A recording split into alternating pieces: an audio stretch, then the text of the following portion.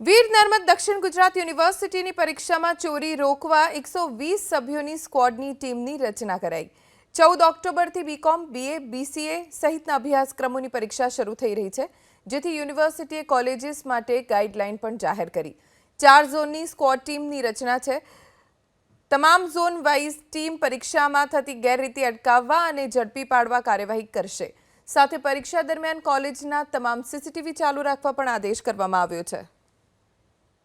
शैक्षणिक वर्ष 24-25 ऑक्टोबर थी डिसेम्बर सुधी चालनारी यूनिवर्सिटी परीक्षा माटे कुल 18 टीम 120 सभ्यों बनाववामां आवी छे। तेओ आकस्मिक रीते 200 करता वधारे यूनिवर्सिटी परीक्षाना केन्द्रों पर ए पोतानी गैररीति अंगे ए तपास करशे अने आ अंगे जे कई गैररीति पकड़ाशे तेओ तरत ज ऑनलाइन माध्यम थी यूनिवर्सिटी ने जाण करशे। आ उपरांत यूनिवर्सिटी ने पोतानो तमाम 200 सेंटरना आईपी थी कनेक्टेड छे, जेथी